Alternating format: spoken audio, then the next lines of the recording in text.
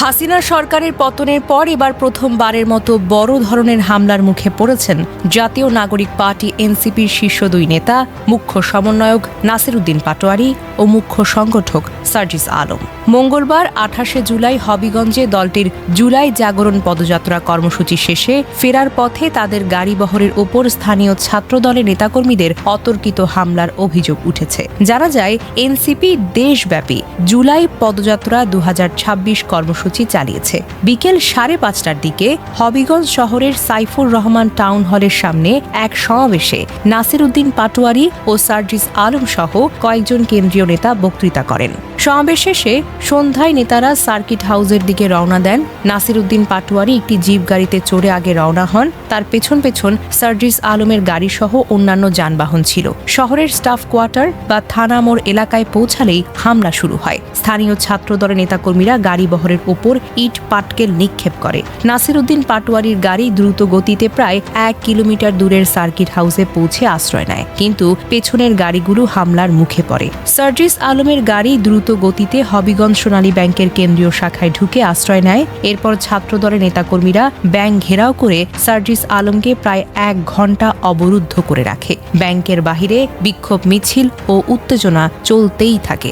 এ সময় এনসিপির নেতাকর্মীরা প্রতিরোধ করতে গেলে দুই পক্ষের মধ্যে ধাওয়া পাল্টা ধাওয়া ও ইট পাটকেল নিক্ষেপের ঘটনা ঘটে। শহরের প্রধান সড়কে যান চলাচল একেবারেই বন্ধ হয়ে যায়। রাত ৮টার দিকে পুলিশ এসে ছাত্রদলের নেতাকর্মীদের সরিয়ে দিয়ে সার্জিস আলমকে উদ্ধার করে সার্কিট হাউসে নিয়ে যায়। এরপর নাসির উদ্দিন পাটোয়ারী সার্কিট হাউস থেকে ঢাকার উদ্দেশ্যে যাত্রা করেন। সার্জিস আলম কিছুক্ষণ সার্কিট হাউসে অবস্থান করেন। এনসিপির দাবি, হামলায় অন্তত ১৫ থেকে ২০ জন আহত হয়েছেন। এর মধ্যে উত্তরাঞ্চলের মুখ্য সংগঠক সার্জিস আলম ও হবিগঞ্জ জেলা সদস্য সচিব মাহবুবুর রহমান মুবিন সহ কয়েকজন নেতাকর্মী গুরুতরভাবে আহত হয়েছেন। সার্জিস আলম নিজেই বলেছেন, কারো হাত ভেঙেছে, কারো মাথা ফেটে গেছে। জেলা সদস্য সচিবকে রড দিয়ে পিটিয়ে হাত ভেঙে দেওয়া হয়েছে।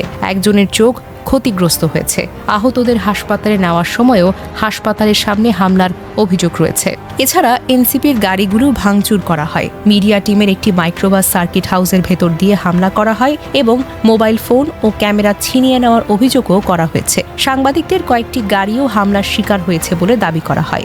এনসিপির নেতারা ঘটনার জন্য সরাসরি বিএনপি ও ছাত্রদলকে দায়ী করেছেন। দলের আহ্বায়ক নাহিদ ইসলাম রাতে এক বিবৃতিতে বলেন, আইনশৃঙ্খলা বাহিনীর উপস্থিতিতেই স্থানীয় বিএনপি নেতাকর্মীরা এ অতর্কিত ও সশস্ত্র হামলা আমাদের উপর চালিয়েছে। তিনি ঘটনাকে ন্যাক্কারজনক হিসেবে উল্লেখ করে জড়িতদের দ্রুত গ্রেফতার ও দৃষ্টান্তমূলক শাস্তির দাবি জানিয়েছেন। হামলার প্রতিবাদে বুধবার সারা দেশে এনসিপির বিক্ষোভ কর্মসূচি ঘোষণা করা হয়। হবিগঞ্জ জেলা এনসিপির আহ্বায়ক আবু হেনা মোস্তফা কামাল বলেন, ছাত্র দলের নেতাকর্মীরা আমাদের উপর অতর্কিত হামলা করেছে, আমরা এর তীব্র নিন্দা জানাই। অন্যদিকে ছাত্র দলের নেতারা হামলার দায় অস্বীকার করেছেন। জেলা ছাত্রদল সভাপতি শাহ রাজীব আহমেদ রিঙ্গন বলেন, শান্তিপূর্ণ হবিগঞ্জ শহরে কেউ যদি এসে অশালীন বক্তব্য দিয়ে শহরকে অস্থিতিশীল করতে চায়, তার দায়ভার তাকে নিতে হবে। এর সঙ্গে ছাত্রদল নেতাকর্মীদের কোনো সম্পর্ক নেই। শুনেছি কোনো অশালীন বক্তব্যকে ঘিরে বিক্ষুব্ধ মানুষজন ধাওয়া দিয়েছে।